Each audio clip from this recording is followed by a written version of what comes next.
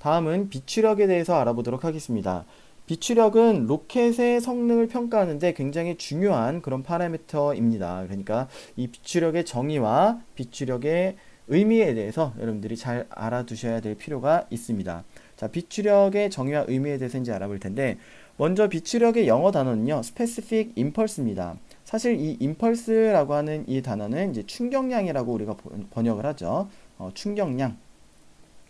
충격량으로 우리가 번역을 하는데, 처음에 우리가 이 단어를 번역해서 들어올 때 비추력으로 그냥 번역을 했습니다. 그래서 많은 사람들이 이미 비추력이라고 이야기를 하고 있기 때문에 비충격량 이렇게 새롭게 고쳐서 번역을 하지 않고 지금도 그냥 비추력 혹은 ISP, Specific Impulse의 그 약자인 ISP 그냥 보통 이렇게 사용을 하고 있습니다.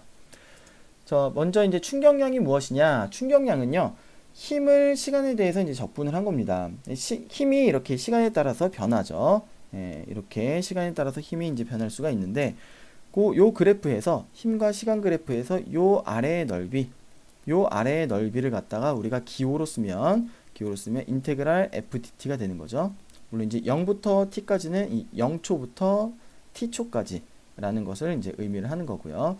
요 그래프의 아래의 넓이가 이제 우리가 보통 적분식으로 이렇게 표현을 하는 겁니다. 중학생들이나 아니면은 뭐 적분을 아직 공부하지 않은 학생들은 잘 모르겠죠. 근데 적분 뭐 별게 아니고 이 그래프의 넓이가 이렇게 이제 기호를 쓰는 거다라고 이제 알아두시면 됩니다. 자, 충격량이 그래서 우리가 힘, 추력이죠. 힘 그리고 시간, 요거에 대한 그 적분량이 충격량이라고 이제 보시면 되겠습니다. 자, 그런데 이 충격량은 뭐냐면요, 충격량을 물체가 받게 되면 그만큼 물체의 운동량이 변합니다. 자, 운동량은 m 곱하기 이제 v, 그렇죠? mv 이렇게 해서 운동량이 되겠죠. 그래서 물체가 충격량을 받으면은 그만큼 운동량이 변한다, 이렇게 봐주시면 되겠습니다. 그러니까 로켓도 마찬가지죠. 로켓의 이제 추력 그리고 시간, 일정 시간 동안 추력이 발생하게 되면 로켓의 운동량이 변하는 거죠. 로켓이 속도가 빨라지게 되는 겁니다. 그거를 이제 여러분들 기억을 해놓으시면 되겠습니다. 자, 그러면 이제 비추력이란 무엇이냐? 비추력의 정의는 뭐냐면은 전체 그 충격량이 있죠.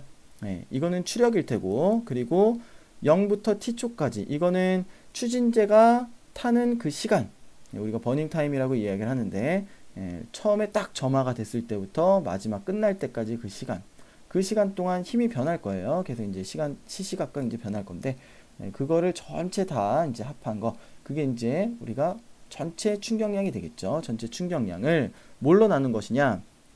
자, m닷은 진류량입니다. 추진제가 1초에 몇 킬로그램 타느냐? 이게 이제 진류량인데, 그걸 이제 시간에 대해서 또 적분을 한 거예요. 그러면 전체 추진제의 질량이 나오는데, 이렇게 되면 이제 전체 추진제의 질량이 나와요. MP가 나오는데, 거기에 중력 가속도를 곱한 거. 이 중력 가속도는 뭐 달에서 다르고 화성에서 다르고 그 다른 중력 가속도를 하는 게 아니고, 이건 그냥 지구에서의 중력 가속도 9.8m/s 제곱 있죠? 그거를 사용을 해줍니다. 이건 주의해서 9.8m/s 제곱 고정된 값을 그냥 사용을 해주는 거예요.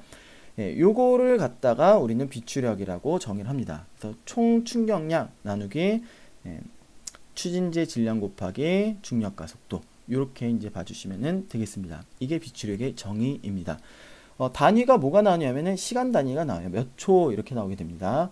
이렇게 했을 때 장점은 뭐냐면은 유럽이랑 미국이랑 단위 체계가 좀 다르죠. 우리나라나 유럽 이런 쪽은 SI 유닛, 그래서 뭐 킬로그램, 미터 이런 걸 사용하는데, 미국은 그게 아니라 파운드, 피트 뭐 이런 걸 사용을 하죠.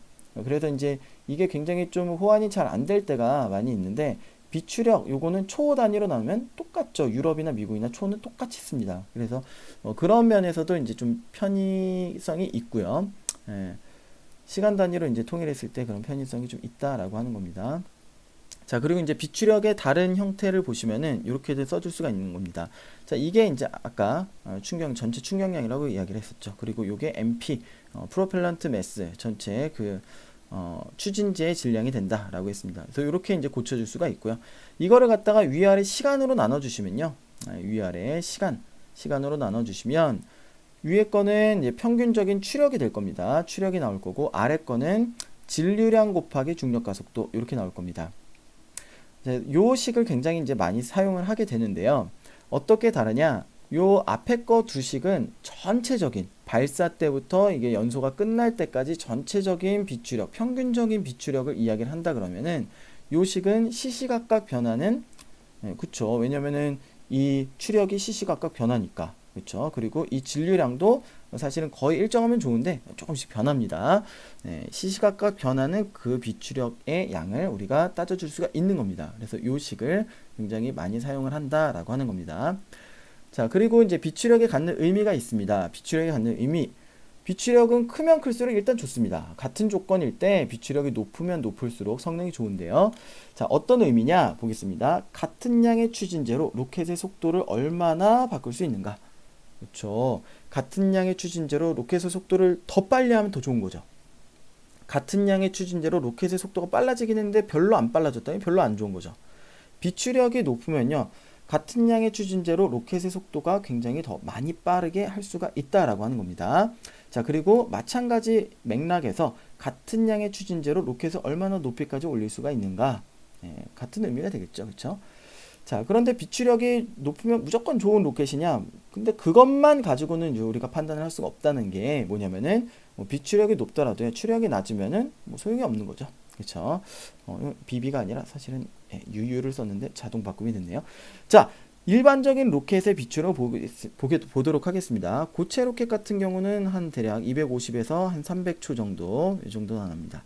액체 로켓은 그거보다 조금 더 높게 300에서 430초 정도가 보통 일반적인 경우입니다. 근데 400초가 넘는다라고 하는 건 보통 이제 수소 로켓 같은 경우 보통 이제 400이 넘는 값이 이렇게 나와요. 자, 그리고 홀 추력기나 이온 추력기, 전기 추진 시스템이죠. 자, 이런 것들을 보면은 1000이 넘어요. 5000 세크까지도 나옵니다. 그럼 이런 비추력이 엄청 높으니까 이런 거를 써야 되겠네요. 그런 게 아니라 이런 거는 이제 비추력은 굉장히 높지만 추력이 낮아요. 추력이 낮아서 무거운 어떤 발사체나 이런 것들을 들어 올릴 수 있을 만한 능력이 안 됩니다. 그래서 어떤 처음에 지상에서 이렇게 올라가는 이런 발사체들은 다 이제 고체 로켓이나 액체 로켓을 쓰고요. 우주에 올라갔을 때, 우주에 올라가서 이제 궤도를 돌고 있는 인공위성의 자세를 바꾸고 싶다, 아니면은 인공위성의 속도를 조금 더 빠르게 해가지고 궤도를 바꾸고 싶다, 이럴 때는 이런 것들이 이제 사용을 하게 되는 겁니다. 그래서 이런 게 비추력이 좋으니까 이런 걸 다 쓰면 안 됩니까? 별로 소용이 없는 거예요. 추력이 낮으면은 아예 들어 올리지를 못하기 때문에. 그러니까 거기에 맞게끔 시스템에 맞게끔 적합한 그런 우리가 추진 체계를 선택하는 게 굉장히 중요하겠죠. 무조건 비추력이 높은 게 무조건 좋은 건 아니다 라고 하는 거 기억해 두시면 되겠습니다. 여기까지 비추력에 대해서 알아봤습니다.